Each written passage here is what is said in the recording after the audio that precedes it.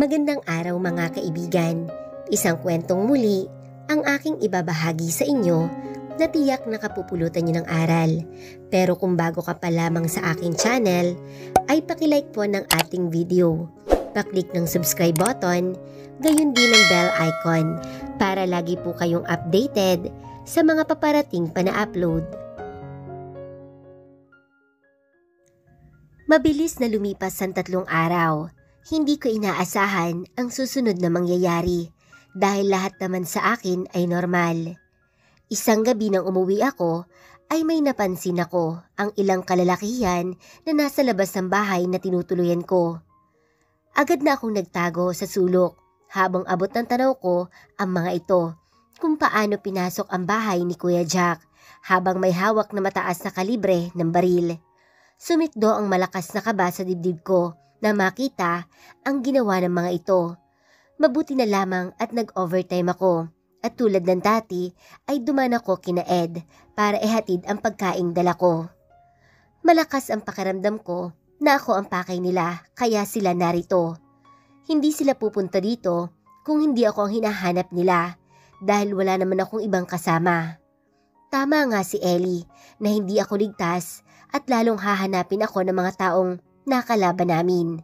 1 linggo na ang nakalipas.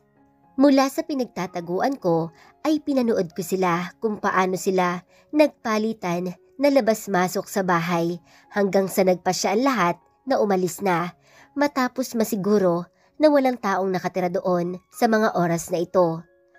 Agad na pumasok ako at kumuha ng damit na kailangan ko. Siniguro ko na nakalak ang pintuan sa harap at hinarangan ko ng malaking sofa para hindi na sila pwedeng basta makapasok ulit. Sa bubong ng kapitbahay ako dumaan at lumabas sa kabilang kanto malayo sa bahay na pinanggalingan ko. Nagulat si Ed nang makita ako na bumalik sa dating lumang gusali na tinutuluyan naming dalawa. "Gavin, bakit narito ka? Ano ang mga dala mo?" tanong nito. "Pinalayas ka ba ulit sa tinutuluyan mo?" Nagtataka na tanong nito. Tinawanan ko lang siya, saka naupo katabi nito. Hindi ako pwedeng tumuloy doon dahil may mga taong naghahanap sa akin at pinasok ang bahay. Paliwanag ko. Dahil si Ed na ang best friend ko, ang kasama ko, ay sinabi ko dito ang buong kwento mula sa kung paano ko nakilala at nakita si Ellie hanggang sa naksaksihan ko kung paano pinasok ang bahay ni Kuya Jack ng mga armadong kalalakihan. Kinaumagahan ay maaga akong bumangon para pumasok. Sa restaurant na ako kumain ng almusal at maliligo gaya ng plano ko. "Uy, Gavin, ang aga mo yata." Bati ng manager ko.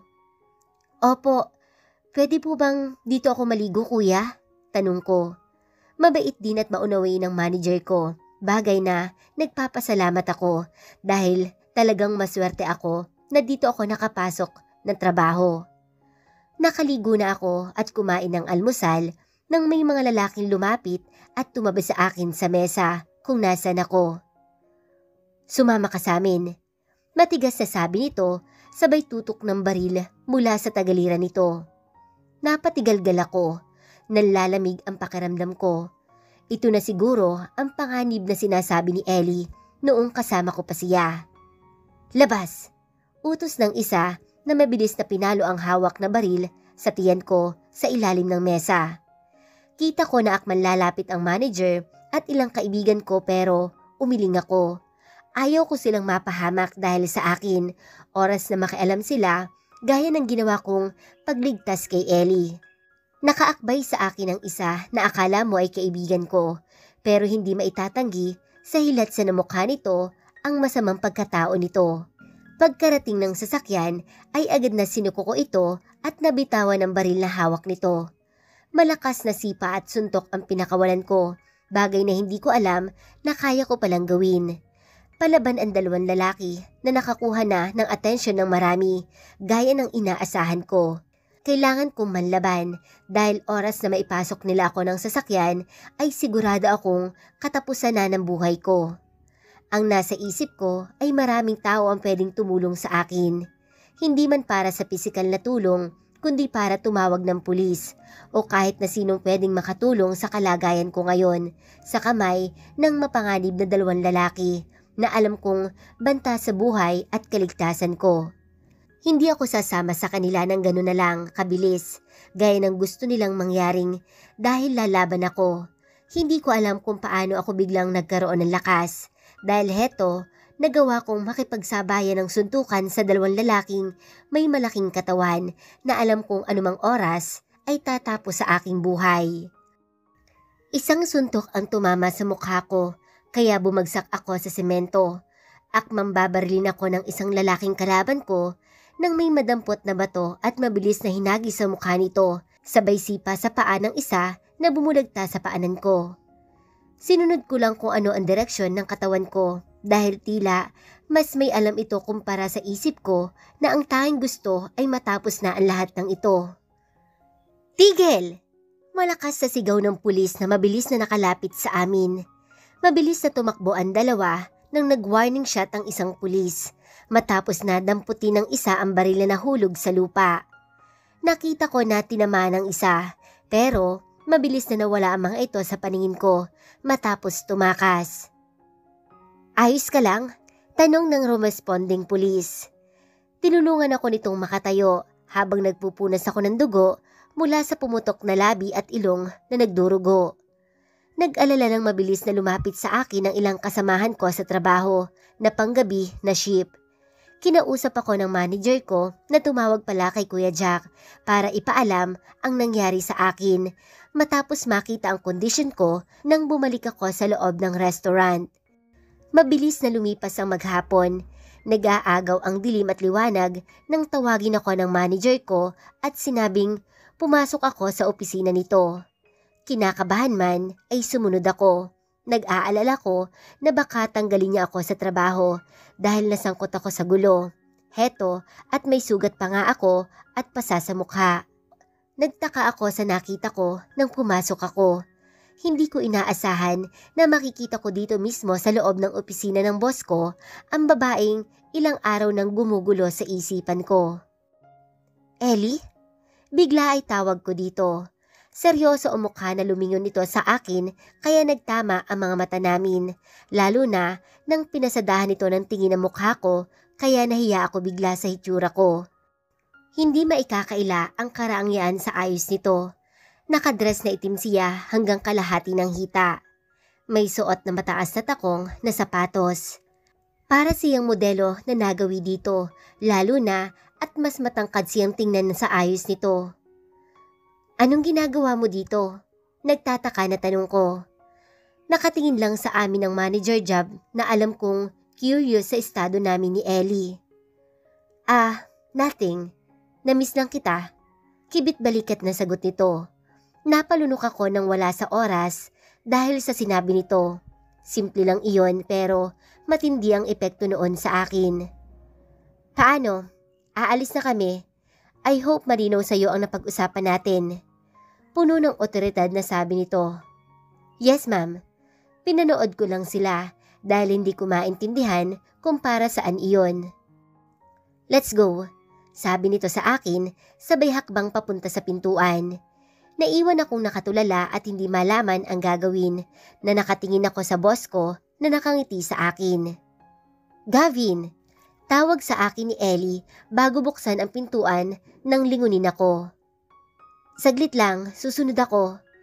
Tila boring na inikutan lang ako ng maganda niyang mga mata saka lumabas. Sir, ano po yung napag-usapan niyo ni Ellie? Tanong ko dahil gusto ko malaman kung bakit siya narito. Pinagpaalam ka lang niya sa akin. Lumabas ka na at hinihintay ka niya na sa labas. Nakangiti na sagot nito.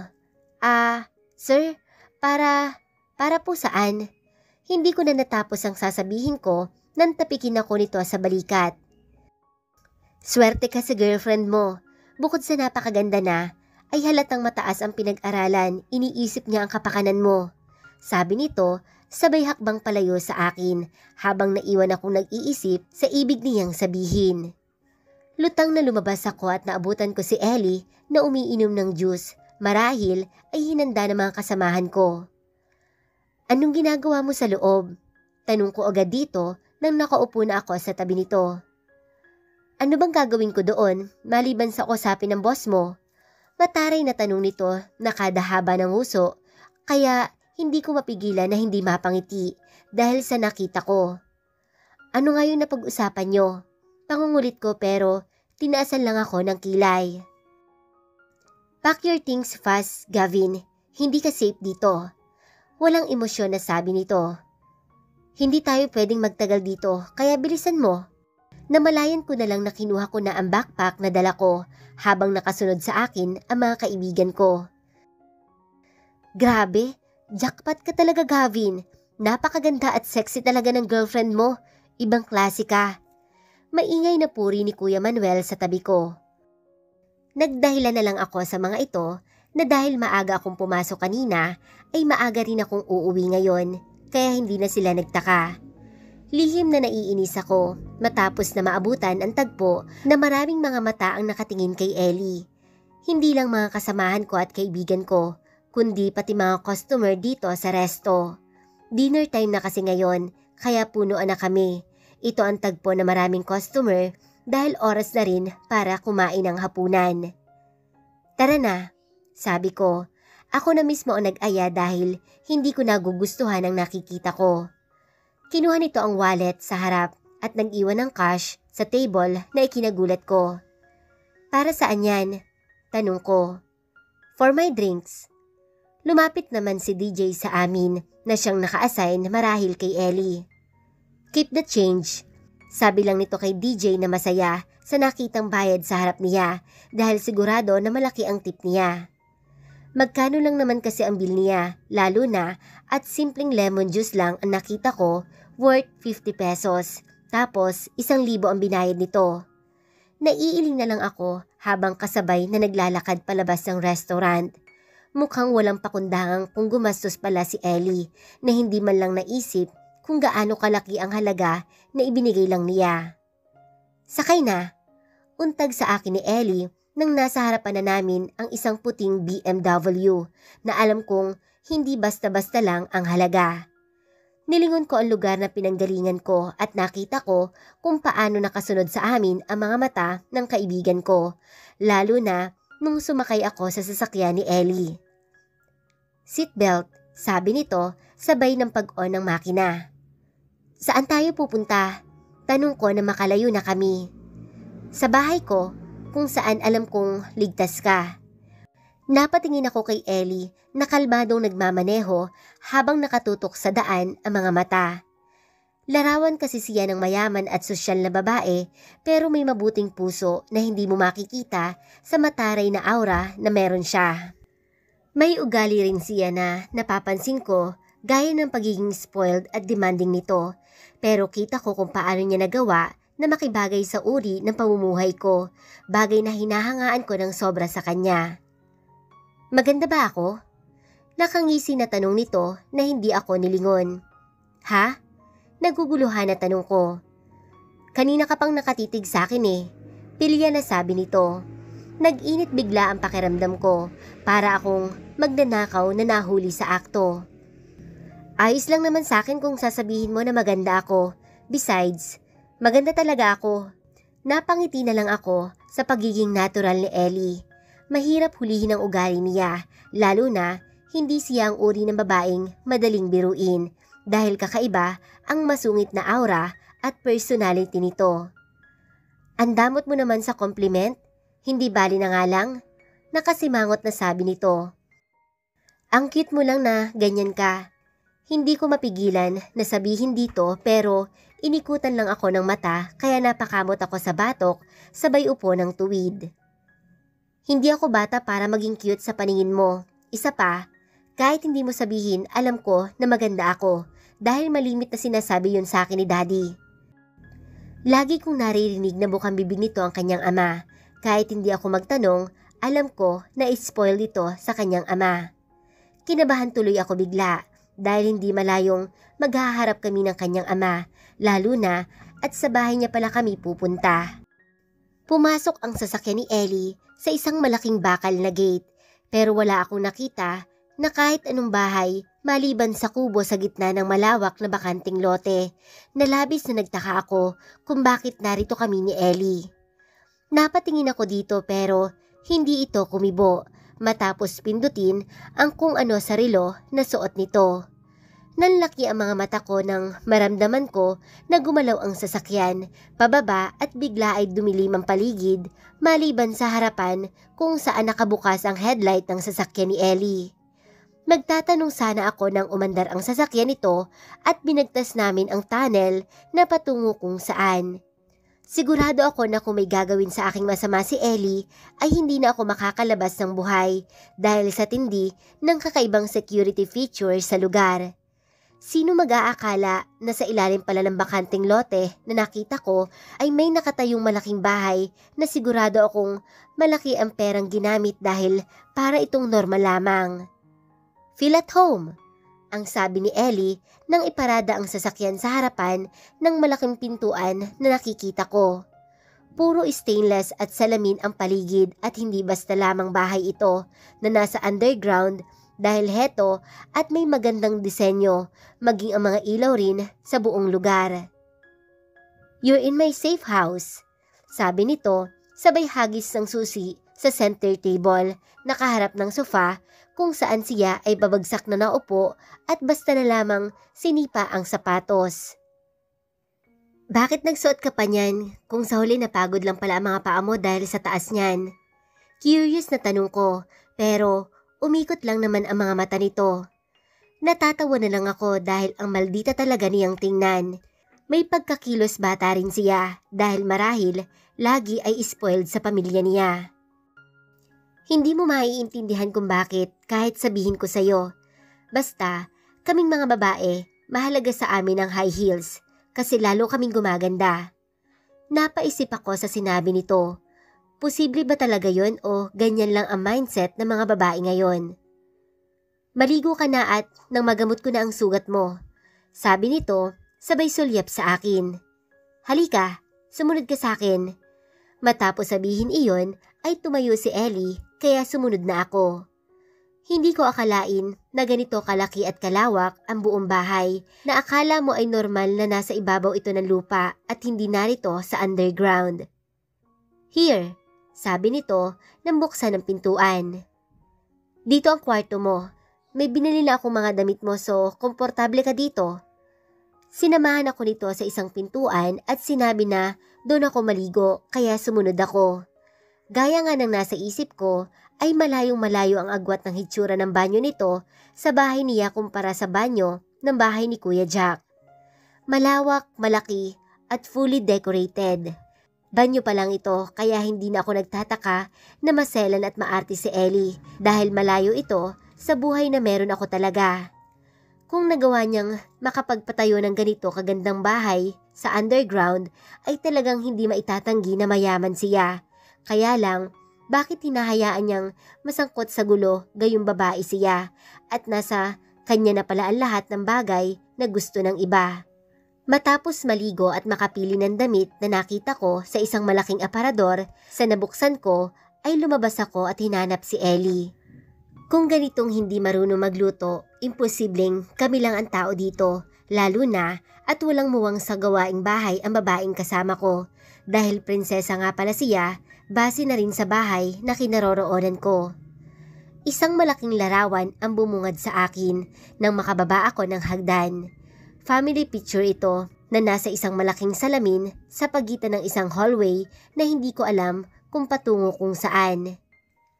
Nakatitig ako dito na tila ba may kung ano sa akin ang nagsusumiksik na tila ba nagsasabi na alalahanin ko. Sapo ang ulo at nanliliit ang mga mata na hindi mapuknat ang paningin ko sa lalaking katabi ng isang magandang babae na kung hindi ako nagkakamali ay ina ni Ellie. 5 sila sa larawan at masasabi ko na malaki ang namana ni Ellie sa ama maging ang mga mata nito, bagay na tila magsasabi sa akin na alam ko na kung saan ko nakita dahil maliwanag na walang pinagkaiba ito sa paraan kung paano tumingin ang ama.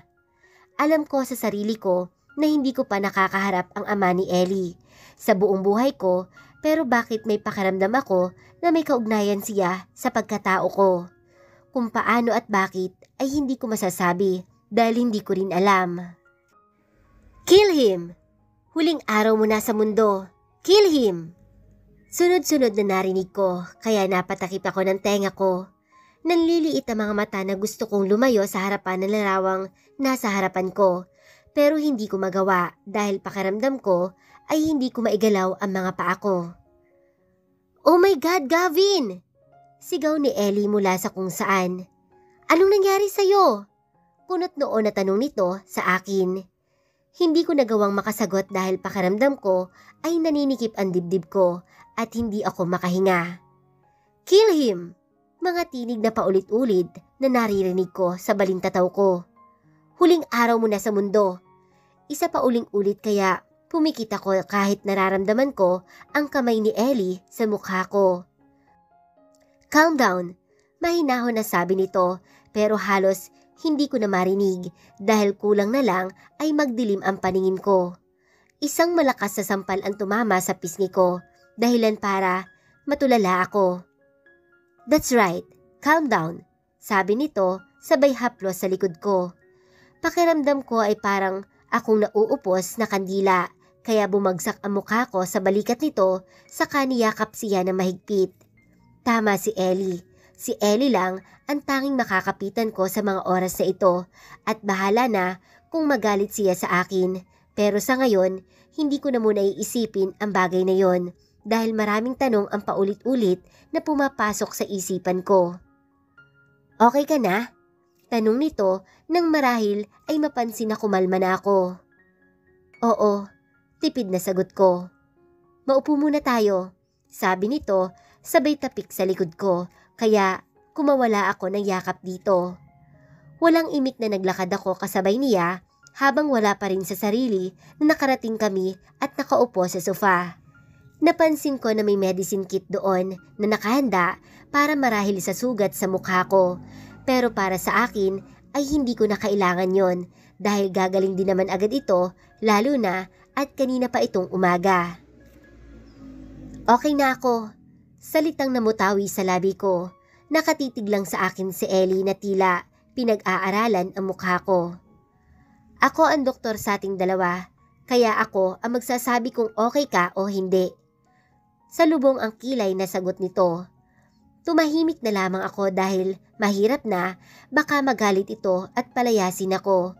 Wala akong mapupuntahan sa mga oras na ito, kaya kailangan na maging mabait ako. Napangiwi ako nang dumampi ang bulak na may kung ano sa balat sa pisngi ko. Mahapdi iyon pero tiniis ko na, lalo na mukhang masungit ang doktor sa harapan ko. Saglit pa ay may ipinahid itong kung ano sa dulo ng kilay ko at noo ko. Halos hindi tuloy ako makahinga dahil sa distansya na meron kami. Malinaw na napagmasdan ko ang magandang mukha ni Ellie. Napakakinis ng balat na akala mo hindi nakaranas ng tagihawat. Matangos ang ilong habang parang hugis mata ng pusa ang mga mata nito. Natural din ang mapulang labi na parang masarap kagatin. Napamaang ako na magkasalubong ang tingin ng mga mata namin. Hindi ko inaasahan ang susunod na gagawin ni Ellie na pilya niyang inabot ang bato ko at basta na lang lumapat sa labi ko ang malambot na labi nito. Nanigas ako sa kinauupuan ko, pero nagawa kong maigalaw ang labi ko matapos sundan ang ginagawa ni Ellie na tila inakit ako. Ang lambot at ang sarap nga, first time ko na makaranas na ganito at hindi ko inaasahan na naranasan ko mismo kay Ellie na isang napakagandang babae na nakilala ko sa buong buhay ko. Pwede na, nakangisi na sabi nito. Ang alin? Maang natanong ko na bahagyang lumayo ito para sumagap ng hangin. Pwede ka nang matuto. Sa tanda mo nang yan, di ka pa marunong manghalik? Virgin ka pa ba? Kulang na lang ay mabiluukan ako nang makita ko kung paanong pilya na kinagat nito ang labi saka pinaraanan ng basang dila. Pwede tayo mag-practice para mas matuto ka pa, sabi nito sabay kindat. Nag-init tuloy ang pisngi ko, maging ang leeg ko sa pinagsasasabi nito. Parang normal na bagay lang ang gusto niyang pag-usapan.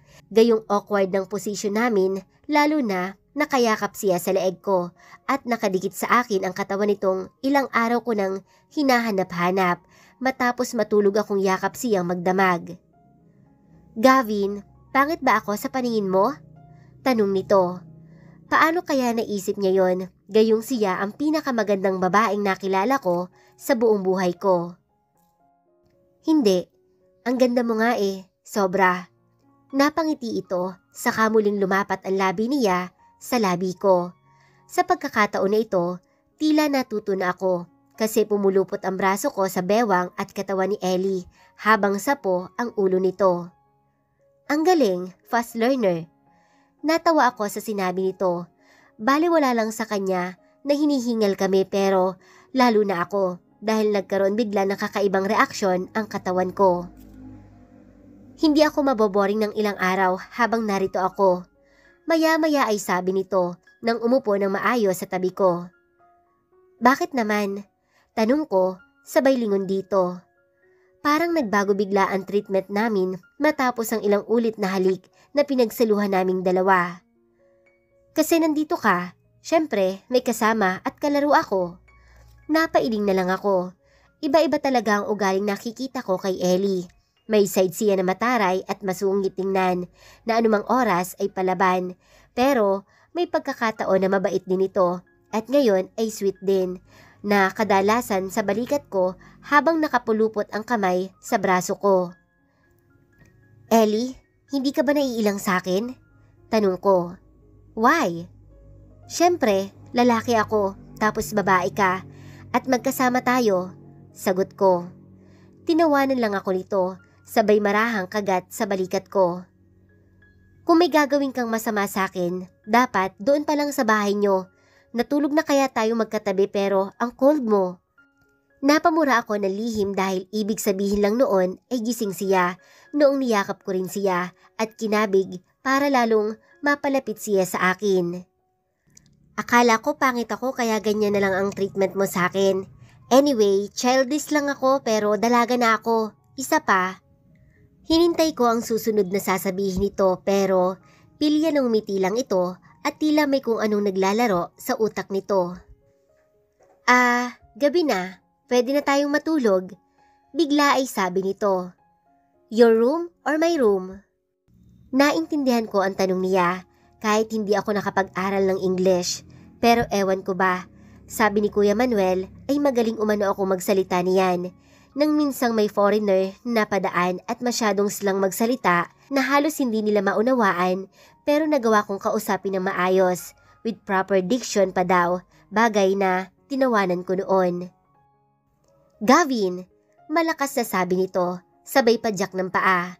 Isang mahinang tsak lang ang pinakawalan ko at ginulo ang buhok nito.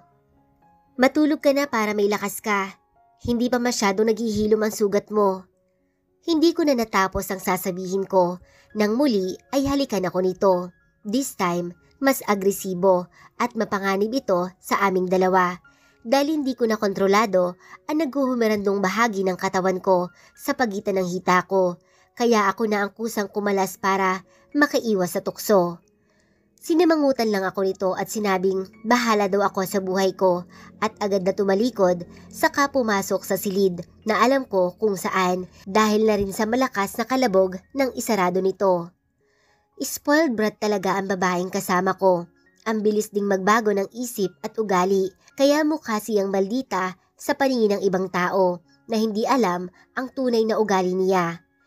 Napapailing na lang ako na binigtas ang daan pabalik sa silid na pinanggalingan ko.